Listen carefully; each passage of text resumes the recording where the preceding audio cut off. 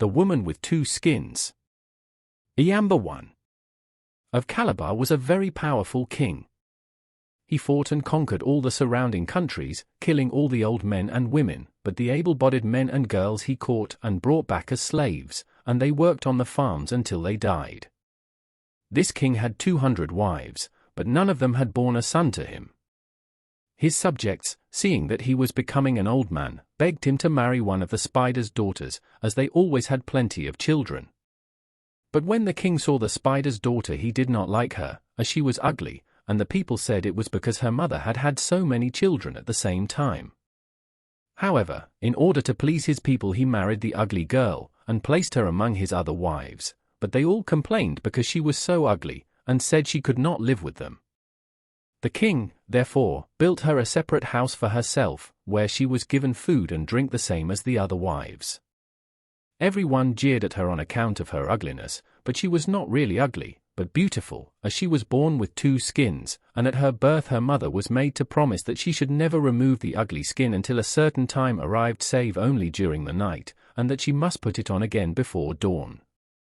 Now the king's head wife knew this, and was very fearful lest the king should find it out and fall in love with the spider's daughter, so she went to a juju man and offered him 200 rods to make a potion that would make the king forget altogether that the spider's daughter was his wife. This the juju man finally consented to do, after much haggling over the price, for 350 rods, and he made up some medicine, which the head wife mixed with the king's food. For some months this had the effect of making the king forget the spider's daughter, and he used to pass quite close to her without recognizing her in any way. When 4 months had elapsed and the king had not once sent for Adiahar, for that was the name of the spider's daughter, she began to get tired, and went back to her parents. Her father, the spider, then took her to another juju man, who, by making spells and casting lots, very soon discovered that it was the king's head wife who had made the juju and had enchanted the king so that he would not look at Adiahar. He therefore told the spider that Adiahar should give the king some medicine which he would prepare, which would make the king remember her.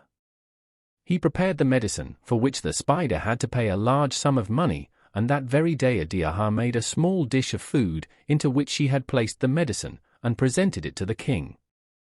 Directly he had eaten the dish his eyes were opened and he recognized his wife, and told her to come to him that very evening. So in the afternoon, being very joyful, she went down to the river and washed, and when she returned she put on her best cloth and went to the king's palace. Directly it was dark and all the lights were out, she pulled off her ugly skin, and the king saw how beautiful she was, and was very pleased with her, but when the cock crowed Adiahar pulled on her ugly skin again, and went back to her own house. This she did for 4 nights running, always taking the ugly skin off in the dark, and leaving before daylight in the morning.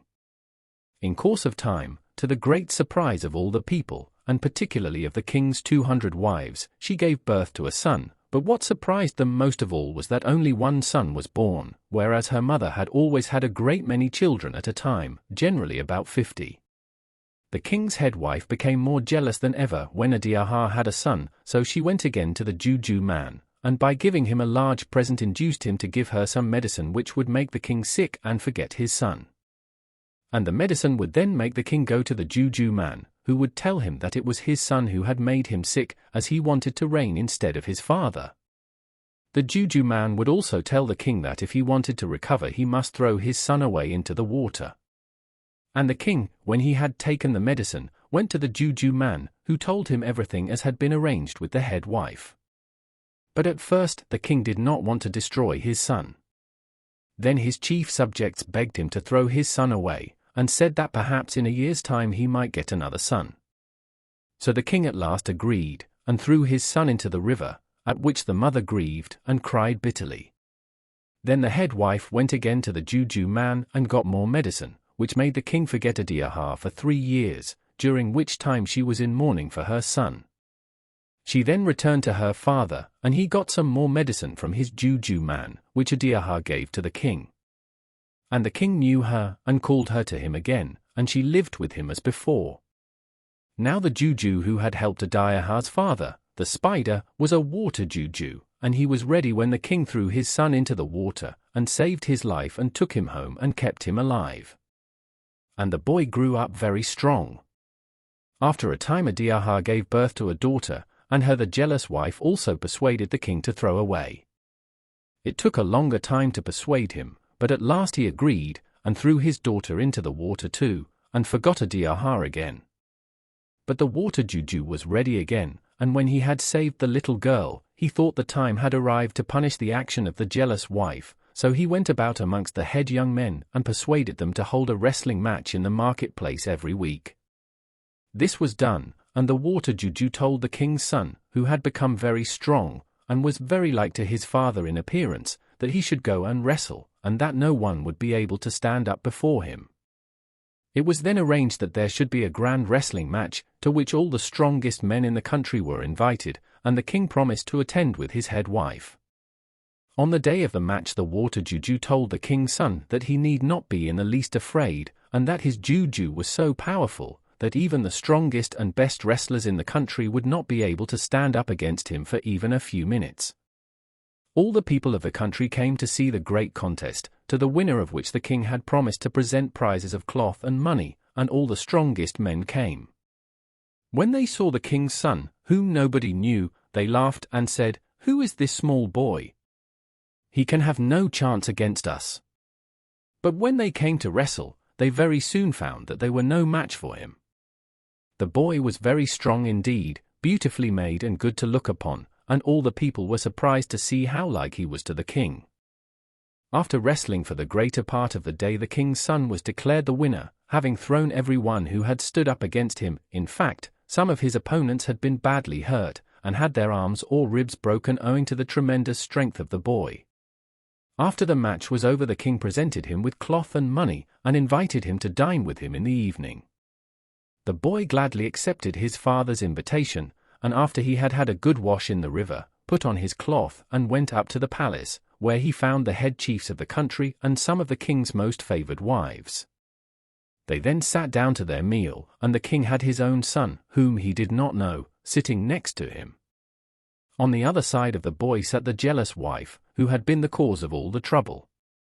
All through the dinner this woman did her best to make friends with the boy, with whom she had fallen violently in love on account of his beautiful appearance, his strength, and his being the best wrestler in the country.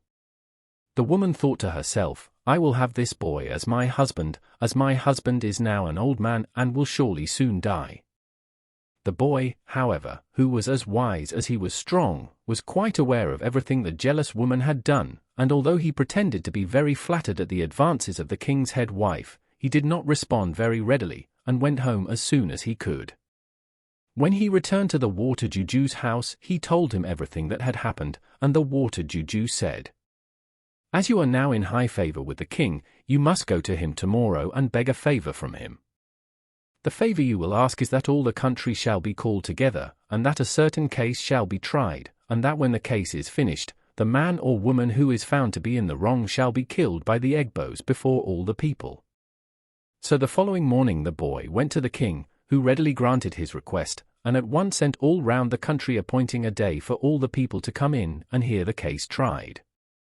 Then the boy went back to the water juju, who told him to go to his mother and tell her who he was, and that when the day of the trial arrived, she was to take off her ugly skin and appear in all her beauty, for the time had come when she need no longer wear it. This the son did. When the day of trial arrived, Adiaha sat in a corner of the square, and nobody recognized the beautiful stranger as the spider's daughter. Her son then sat down next to her, and brought his sister with him. Immediately his mother saw her she said, "This must be my daughter, whom I have long mourned as dead," and embraced her most affectionately. The king and his head wife then arrived and sat on their stones in the middle of the square, all the people saluting them with the usual greetings. The king then addressed the people, and said that he had called them together to hear a strong palaver at the request of the young man who had been the victor of the wrestling, and who had promised that if the case went against him he would offer up his life to the egbo. The king also said that if, on the other hand, the case was decided in the boy's favor, then the other party would be killed, even though it were himself or one of his wives. Whoever it was would have to take his or her place on the killing stone and have their heads cut off by the egbos. To this all the people agreed, and said they would like to hear what the young man had to say. The young man then walked round the square, and bowed to the king and the people, and asked the question, "Am I not worthy to be the son of any chief in the country?" And all the people answered yes. The boy then brought his sister out into the middle, leading her by the hand. She was a beautiful girl and well made. When everyone had looked at her, he said, "Is not my sister worthy to be any chief's daughter?" And the people replied that she was worthy of being anyone's daughter, even the king's. Then he called his mother Adiaha, and she came out, looking very beautiful with her best cloth and beads on, and all the people cheered, as they had never seen a finer woman. The boy then asked them, "Is this woman worthy of being the king's wife?" And a shout went up from everyone present that she would be a proper wife for the king, and looked as if she would be the mother of plenty of fine healthy sons. Then the boy pointed out the jealous woman who was sitting next to the king, and told the people his story, how that his mother, who had 2 skins, was the spider's daughter, how she had married the king, and how the head wife was jealous and had made a bad juju for the king, which made him forget his wife, how she had persuaded the king to throw himself and his sister into the river, which, as they all knew, had been done, but the water juju had saved both of them, and had brought them up. Then the boy said, "I leave the king and all of you people to judge my case. If I have done wrong, let me be killed on the stone by the Egbos. If, on the other hand, the woman has done evil, then let the Egbos deal with her as you may decide." When the king knew that the wrestler was his son, he was very glad, and told the Egbos to take the jealous woman away, and punish her in accordance with their laws. The Egbos decided that the woman was a witch, so they took her into the forest and tied her up to a stake, and gave her 200 lashes with a whip made from hippopotamus hide, and then burnt her alive, so that she should not make any more trouble, and her ashes were thrown into the river. The king then embraced his wife and daughter, and told all the people that she, Adiaha, was his proper wife, and would be the queen for the future. When the palaver was over, Adiaha was dressed in fine clothes and beads, and carried back in state to the palace by the king's servants.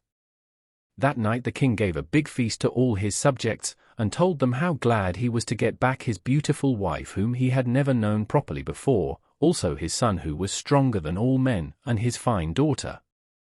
The feast continued for 166 days, and the king made a law that if any woman was found out getting medicine against her husband, she should be killed at once. Then the king built 3 new compounds, and placed many slaves in them, both men and women. One compound he gave to his wife, another to his son, and the third he gave to his daughter. They all lived together quite happily for some years until the king died, when his son came to the throne and ruled in his stead.